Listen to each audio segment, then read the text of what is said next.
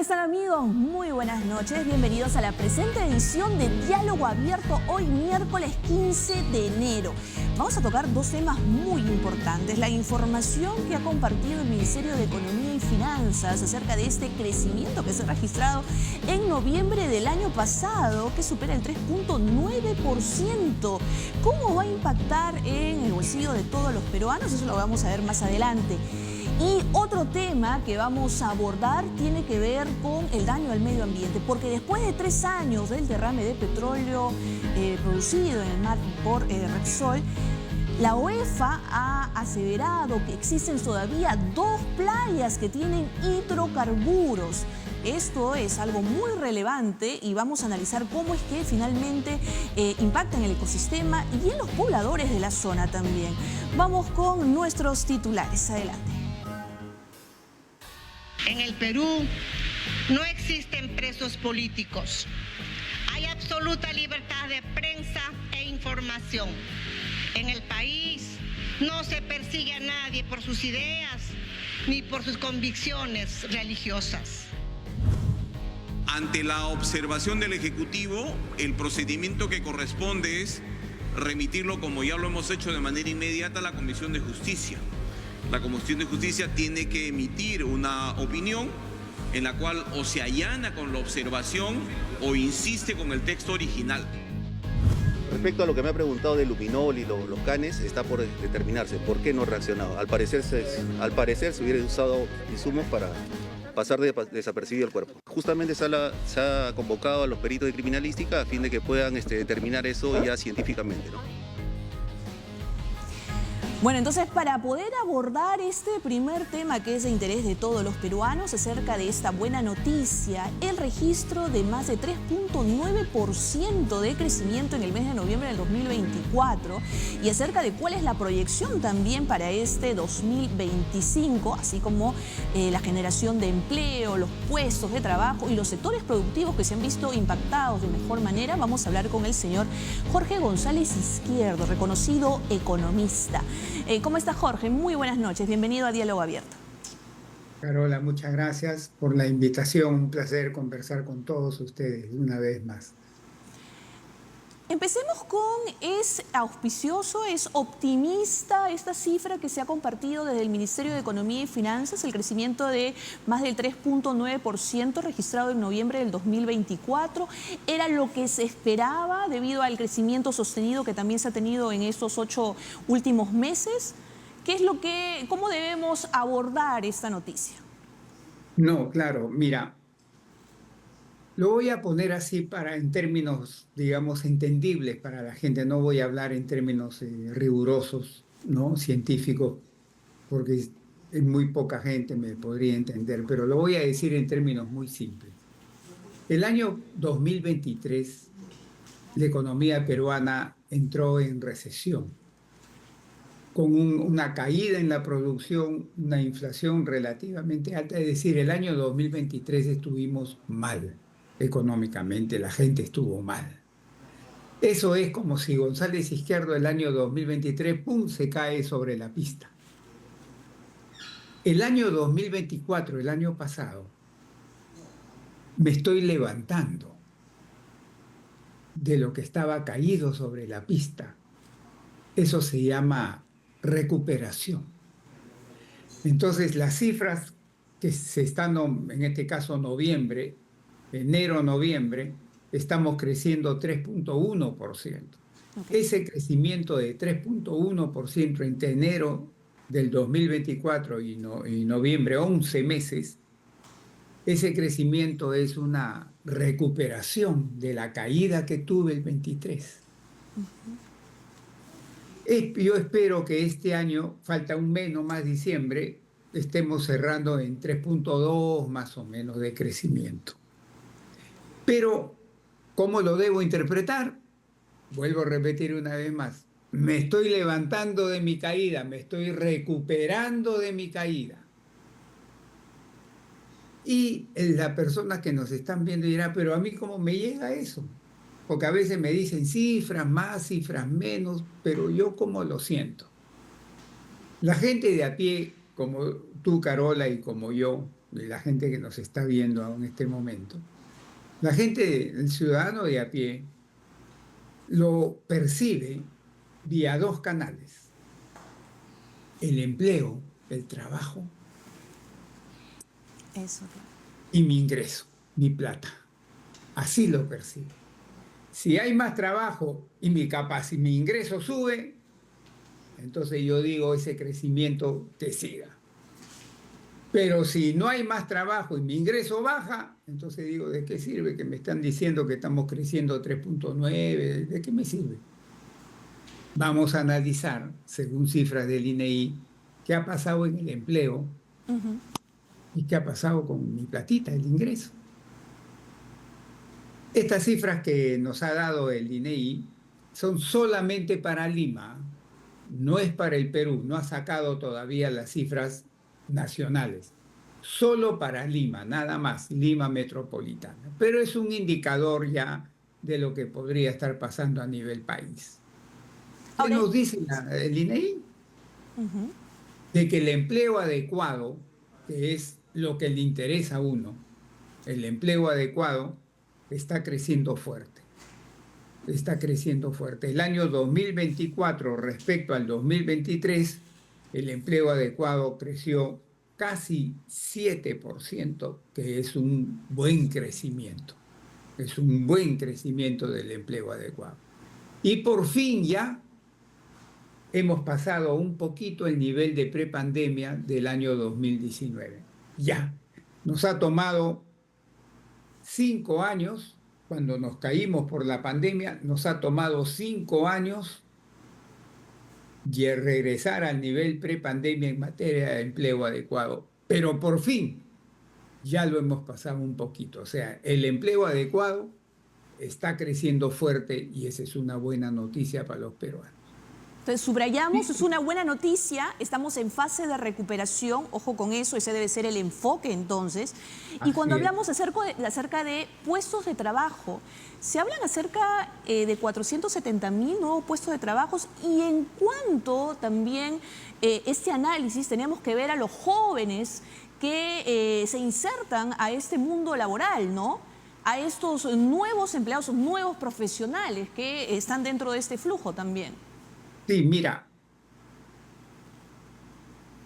el que no tiene un empleo adecuado está subempleado.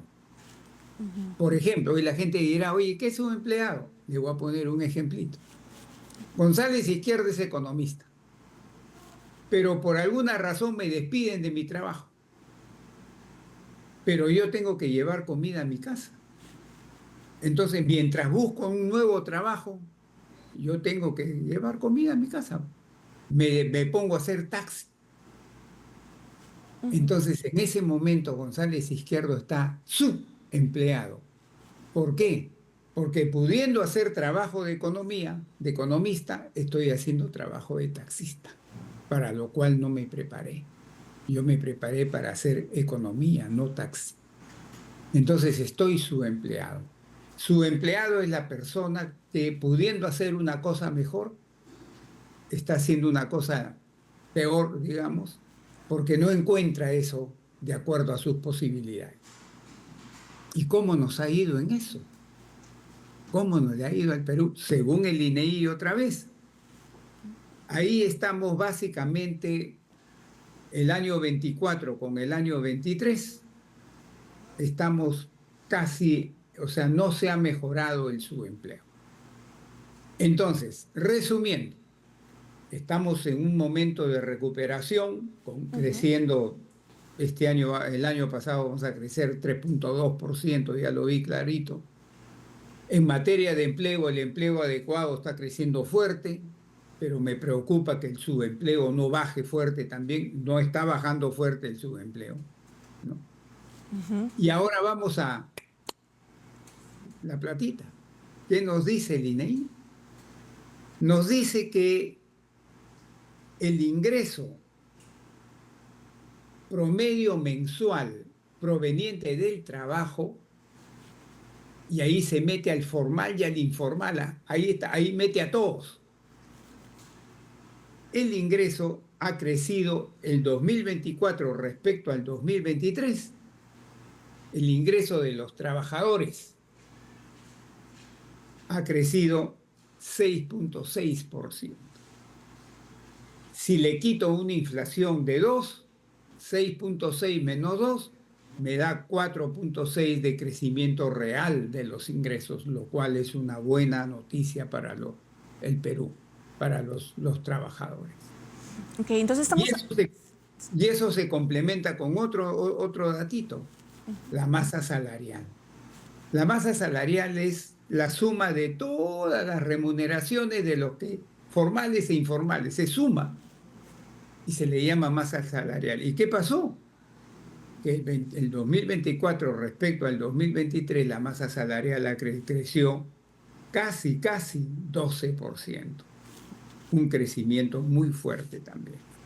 Entonces, en materia de ingresos, en términos reales, descontando la inflación, está creciendo el ingreso real. En el caso de Lima nomás, no sabemos todavía el resto del Perú. No, entonces, esta es una buena noticia, digamos, para nosotros los ciudadanos de a pie. Otro dato importante que se ha compartido es acerca del crecimiento de las exportaciones, teniendo como referente noviembre del 2024, comparándolo con noviembre del 2023. Se habla de un crecimiento de más del 20%. Quería hablar con usted acerca de ese tema y también lo que ha manifestado el ministro de Economía y Finanzas, el señor José Arista, acerca de que en el 2025 se necesitaría aumentar no 3, sino 4 o 5%, y que para eso se tiene que incentivar más la participación de la inversión privada, ¿no? ¿Cómo vamos en ese sentido? Sí, mira, las exportaciones en términos, o sea, las exportaciones ayudan al crecimiento de la economía. ¿Por qué? Porque es como una empresa. Una empresa lo que para crecer tiene que vender más, ¿no es cierto? Si vendo más, crezco, pues. Pero en el caso de un país, o vendo adentro, que es mi mercado interno, o vendo afuera, que son mis exportaciones. Entonces, en la medida que mis exportaciones crezcan, yo también mejoro.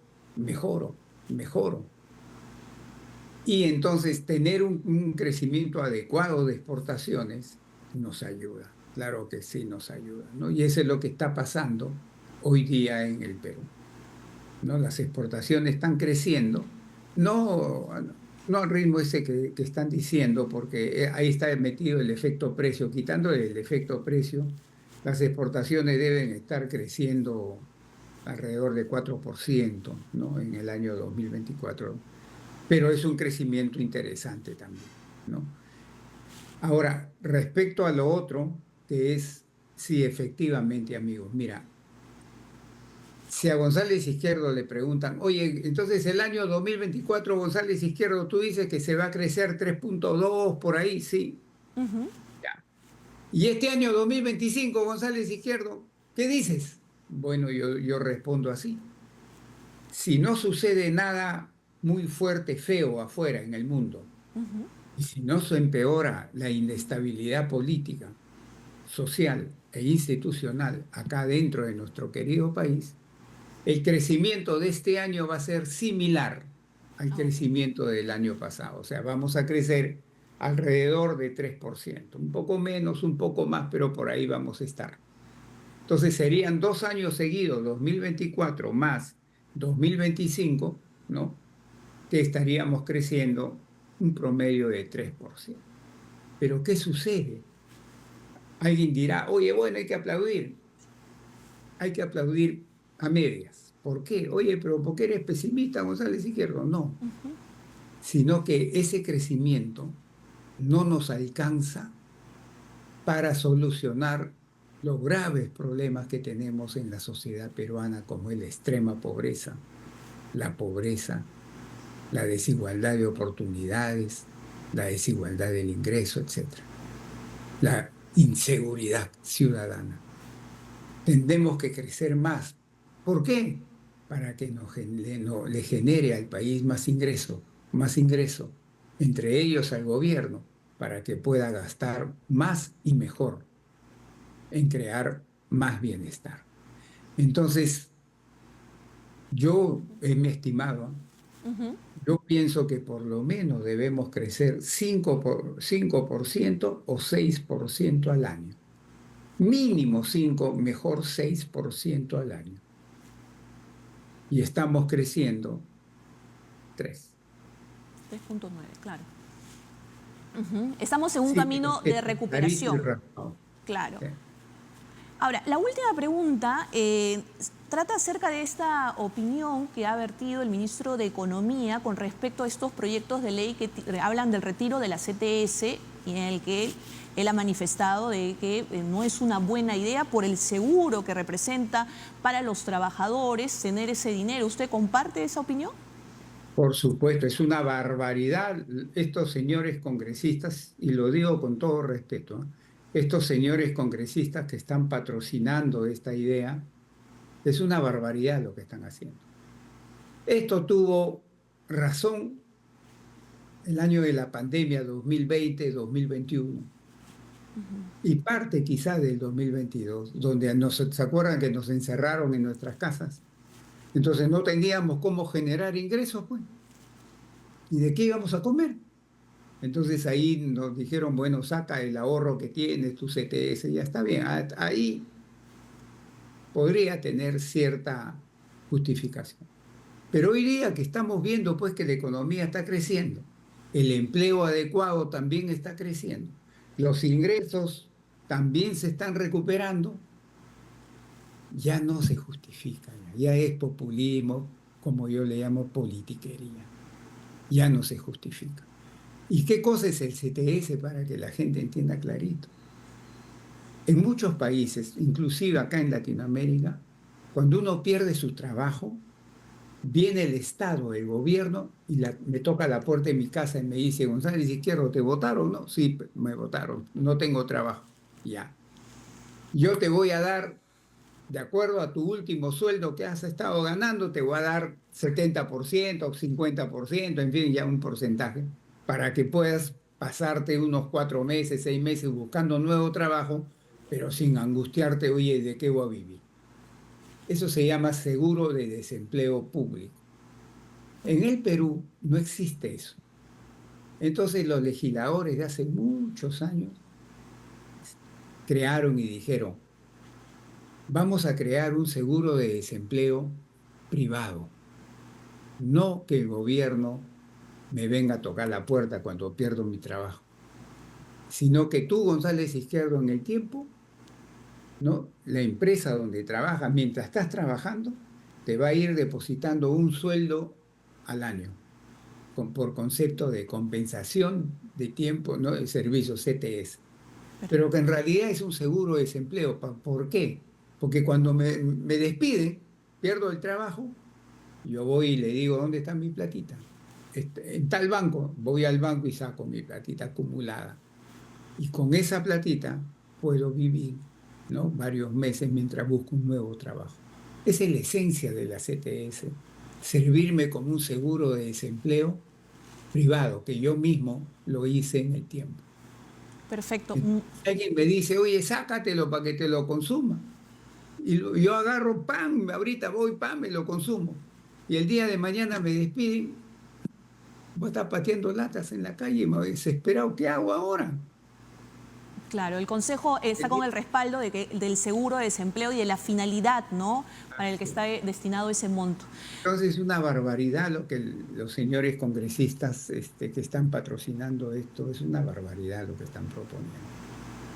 Bueno, perfecto. Como siempre es un gusto conversar con el señor Jorge González Izquierdo, reconocido economista, ¿no?, acerca de estas buenas noticias que se han brindado, acerca de este crecimiento de más de 3.9% registrado en noviembre. Nos ha hablado acerca del impacto que va a tener a corto y mediano plazo. Muchísimas gracias por haber estado con nosotros. Ustedes también, gracias.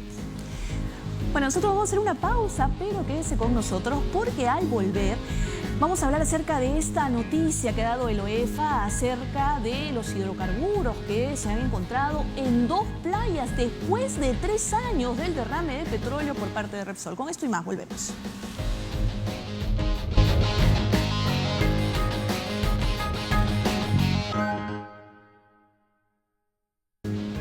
Bueno, estamos de regreso aquí en Diálogo Abierto y vamos a hablar acerca de esta noticia preocupante que ha brindado el OEFA acerca de que se han registrado hidrocarburos en 2 playas de las 30 que fueron afectadas por este derrame de petróleo ocurrido en el año 2022.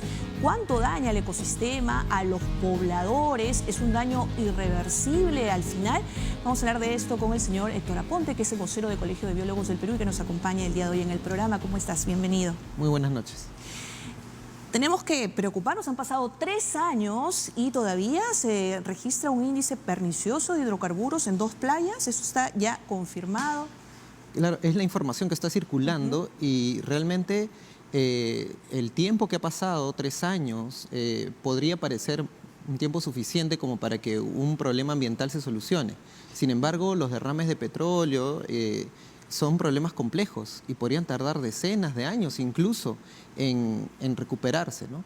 Es importantísimo entender que, por ejemplo, para saber si algo se ha recuperado necesitamos una línea base, un punto de inicio. Y hasta el momento no recuerdo que se haya mencionado aquello, ¿no? Entonces, para poder dar una opinión completa y entender la complejidad del problema, pues es necesario tener información. Vamos a explicar claramente cómo es que esto afecta también a los pobladores, ¿no? Hemos tenido la oportunidad de ir a Ventanilla, de ver que la gente sigue yendo a estas playas y hay obviamente un daño a la salud, a la integridad física. Hablamos acerca de 12.000 barriles en su momento, en el año 2022, que fueron derramados en Ventanilla. ¿Se podría catalogar hasta cierto punto de irreversible? ¿Cuántos años tienen que pasar para que con un plan de rehabilitación adecuado se pueda limpiar o se pueda sanear esta área? Es una pregunta interesante y compleja porque esto depende de muchos factores. Por ejemplo, para darles una idea, ¿no? La forma en cómo se mueve el mar, si se mueve de manera muy fuerte o de forma muy lenta, contribuye en que el hidrocarburo se vaya procesando de alguna forma.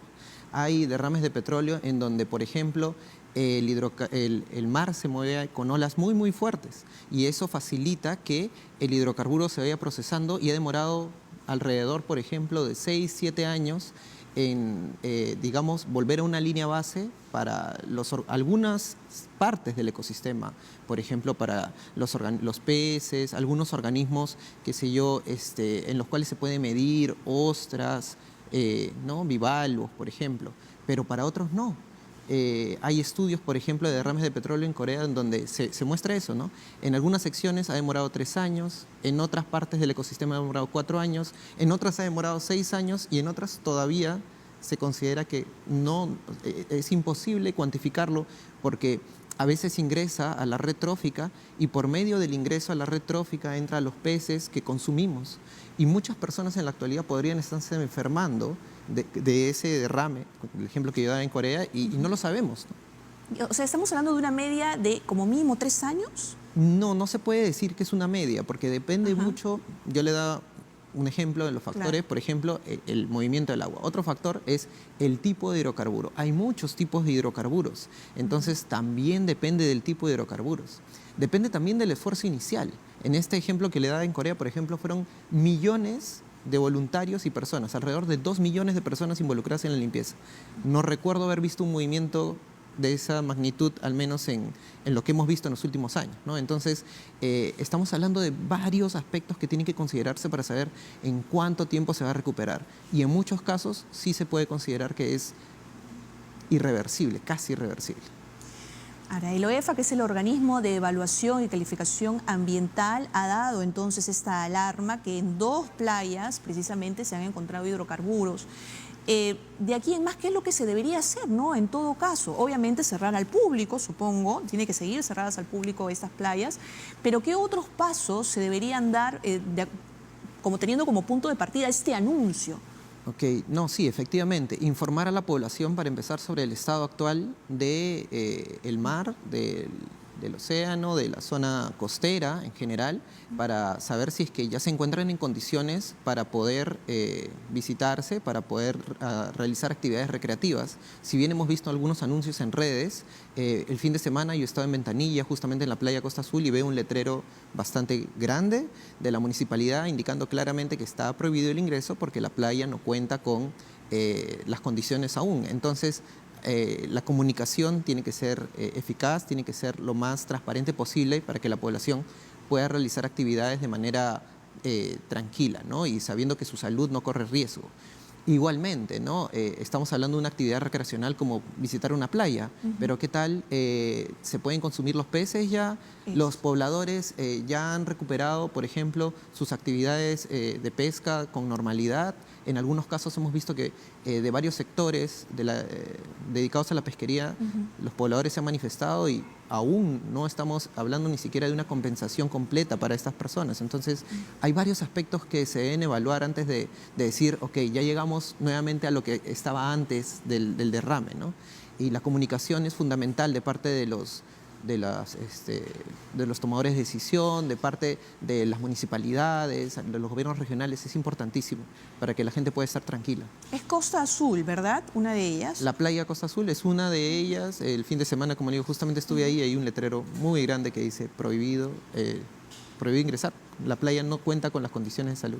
No cuenta con las condiciones, así que hay que cuidar también mucho a los niños, no jugar cerca, hasta que se puedan tomar las medidas correctivas del caso. Muchísimas gracias por estar con nosotros. Hay que tomar conciencia de que debemos cuidar el planeta y que ese tipo, lamentablemente, de incidentes en muchos casos puede ser irreversible y en otros, bueno, puede haber planes de contingencia, pero como hemos visto, cada caso amerita un tiempo de rehabilitación diferente. Efectivamente, pensemos en ello, no pensemos solo en el ahora, pensemos de que este tipo de impactos afecta al futuro, ¿no? Afecta a lo que nuestros hijos pueden vivir, a lo que nuestra familia puede querer, no ahora, sino también en un futuro. Entonces pensemos en ello y hagamos todo el esfuerzo por mejorar los planes de mitigación, de compensación, de contención durante los derrames. Mayor prevención, es necesario trabajar en ello. Mayor prevención. Muchísimas gracias, Héctor Aponte, entonces vocero del Colegio de Biólogos del Perú, ha estado con nosotros. Bueno, hemos llegado vamos a poner punto final a la edición del día de hoy de Diálogo Abierto, pero los dejamos con más noticias a cargo de Eric Herrero y al cierre. Permiso, muy buenas noches.